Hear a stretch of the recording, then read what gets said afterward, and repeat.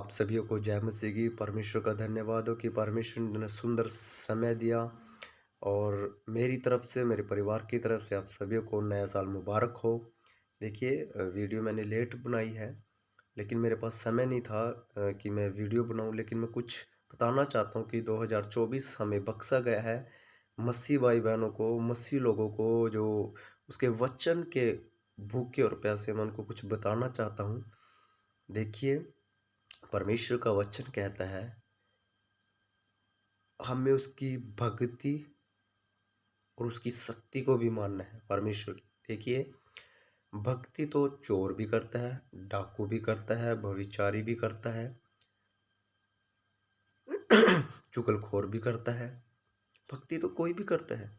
और भक्ति ये नहीं है कि कोई पंडित वो तो भक्त है जी, कोई पास्टर वो तो भक्त है जी, ठीक है, और कोई मौलवी वो तो भक्त है जी। लेकिन एक मैं बात आपको बताना चाहता हूँ, भक्ति वो है जो उसकी शक्ति को भी मानता है। वो शक्ति क्या है? अगर जो उसकी भक्ति कर रहा है वो देखता है कि जिसकी वो भक्ति कर रहा है वो कैसा है, वो निष्पाप होना चाहिए। और बाइबल बताती है कि यीशु मसीह के बारे में बोला गया कि निष्पाप था, सारी बातों में परखा गया लेकिन निष्पाप निकला। भक्ति करें लेकिन उसकी शक्ति को भी माने। अगर जो आप अभी भी झूठ बोल रहे हैं, अभी व्यभिचार में है, अभी भी आप दुनिया संसार में है, तो आपने उसकी भक्ति तो करी है लेकिन शक्ति को नहीं माना। आज देखे मसीह लोगों के जो आधे अधूरे मसीह हैं, वो प्रार्थना भी करते हैं, वो वचन को भी पढ़ते हैं, वो चर्च में भी जाते हैं, लेकिन उन्होंने उसकी शक्ति को ही नहीं माना। वो भक्ति तो करते हैं, वो प्रार्थना करते हैं, वो आराधना भी करते हैं, वो हाथ उठाकर गीत भी गाते हैं, लेकिन उसकी शक्ति को ही नहीं माना अब तक। इसलिए 2024 हमें दिया गया है, जो बख्शा गया है। तो 2024 में मैं आपको यही बताना चाहता हूँ कि आप भक्ति जरूर करें लेकिन उसकी शक्ति को भी माने। भक्ति तो कोई भी करता है, लेकिन मैं आपको बताना चाहता हूँ, पौलुस कहता है कि हमें बड़े दुख और क्लेश के साथ उस जीवन को पाना होगा। लेकिन उस जीवन को जिसने पा लिया, ये दुख और क्लेश उसके सामने कुछ भी नहीं है। आज मैं देखता हूँ कितने लोग बैक जा रहे हैं वापस उसी लाइफ में जहाँ से वो निकाल कर परमेश्वर ने अपने पास समीप लाया था, लेकिन उनको अच्छा नहीं लगता कि खुदा के साथ चलना। आज मसीह लोग, यहाँ तक कि मैंने देखा है कि उनको यीशु भी चाहिए और संसार भी चाहिए, लेकिन यीशु ने कहा तुम दो नाव में बैठकर नहीं चल सकते। उनको झूठ भी चाहिए, उनको मकारी भी चाहिए, उनको हेरा फेरी भी चाहिए, उनको चुगलिया भी चाहिए, और फिर यीशु भी चाहिए। अरे भाई, कौन से वचन को, कौन सी बाइबल को पढ़कर आते हैं मेरे को नहीं पता। अगर जो उनका बस चले ना, ये अपने कायदे कानून से दूसरी बाइबल छाप दे। इसलिए दो नाव में बैठकर आप कभी भी परमेश्वर तक नहीं पहुंच सकते। या तो आप इस संसार को ही पाओ या फिर परमेश्वर को ही पाओ। बाइबल तो यही सिखाती है हमें। 2024 हमें दिया गया है, इसलिए मेरे प्यारे बहनों भाइयों, इस वीडियो को शेयर करना। ये नहीं है कि व्यूज़ के लिए मैं वो कर रहा हूँ, या मेरे को मैं फेमस होना चाहता हूँ। देखिए, आज आज चक्कर पता क्या है? आज दुनिया के सामने तो आना चाहता है इंसान, फेमस तो होना चाहता है। जिस खुदा ने उसको बनाया उसके सामने नहीं आना चाहता है। क्यों? मन तो पाप से भरा, उसके सामने कैसे आएगा? छिप छिप कर काम करता है, छिपता रहता है परमेश्वर से, लेकिन दुनिया के सामने आना चाहता है, फेमस होना चाहता है। और जिस खुदा ने सृष्टिकर्ता परमेश्वर के सामने से छिपता है,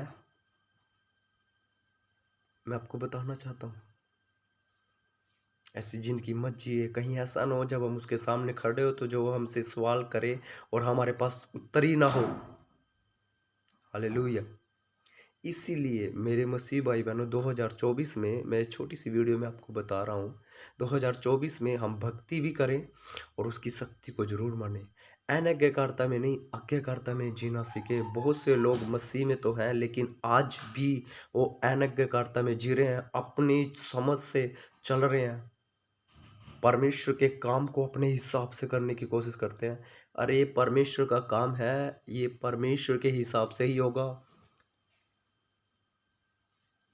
मैंने बहुत मसीह देखे हैं, जिन्होंने हठ और जिद में जिए और अपने ऊपर दंड लाए, और आज उनकी जिंदगियों का पता ही नहीं, यहाँ तक कि मृत्यु भी हो चुकी है उनकी। और मैं अपने जीवन से आपको बता सकता हूँ, क्योंकि मैंने सब कुछ किया है और कुछ हासिल नहीं कर पाया था मैं। क्यों? मेरे अंदर बहुत जुनून था कि मैं परमेश्वर के लिए बहुत काम करूं। ये 2012-13 की बात बता रहा हूँ मैं।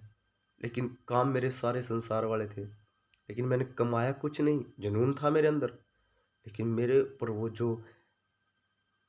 जो चीज़ थी, जो था, उस वो दंड ही मेरे ऊपर आया, और ये मृत्यु तक का मैंने सामना किया। तो शुक्र है कि खुदा ने मुझे मेरे हाथ पकड़कर थाम लिया, क्योंकि कुछ था मेरे अंदर कि मैं परमेश्वर के लिए करूं, और वो परमेश्वर ने करके दिखाया। इसलिए मैं आपको सतर्क करना चाहता हूँ, हम मसीह में बने रहे, परमेश्वर के साथ बने रहें। फेमस होना है तो खुदा के सामने फेमस हो, जिसके सामने हियावा और दृढ़ होता है, जो कहता है शाबाश। दुनिया को खुश करने के चक्कर में कहीं अपनी ज़िंदगी ना बर्बाद कर बैठो। हालेलुया। तो इसलिए ये छोटा सा मैसेज है, मैं बहुत लंबा भी कर सकता हूँ, लेकिन नहीं, मैं इसी छोटे से मैसेज में आपको बताना चाहता हूँ, उसकी भक्ति, उसकी शक्ति को मैंने जो आपने निर्णय लिया है कि मैं नशे छोड़ दूंगा, वो विचार छोड़ दूंगा, झूठ बोलना छोड़ दूंगा, मकारी हेरा, उसको उसके सामने परमेश्वर के उस चीज़ का क्लेम करें, उसको परमेश्वर के सामने घुटने टिकाएं, कहें कि प्रभु मुझसे नहीं हो रहा, आप करें। मैं चाहता हूँ कि मैं नहीं करता, क्योंकि मैं आपकी उपासना आराधना करता हूँ। इसलिए इस संसार से थोड़ा हटकर परमेश्वर के पास आए। इस संसार से जो आपका रिश्ता टूट रहा है, तो परमेश्वर से कैसे जुड़ जाएगा? आपको संसार ज़्यादा पसंद है, आपके मुंह पे परमेश्वर का नाम है, आपके मन में नहीं है, आपके हृदय में नहीं है। इसलिए इस चीज को ले कि परमेश्वर से अपने मन को जोड़े, तभी तो आपसे बात करेगा। हालेलुया। और वो खुदा आपकी मदद करेगा। मैं दोबारा कहता हूँ, 2024 में परमेश्वर में वो भक्ति और उसकी शक्ति को भी माने प्लीज़। और मेरे लिए, मेरे परिवार के लिए प्रार्थना करें आप सभी को। जय मसीह की। आमीन।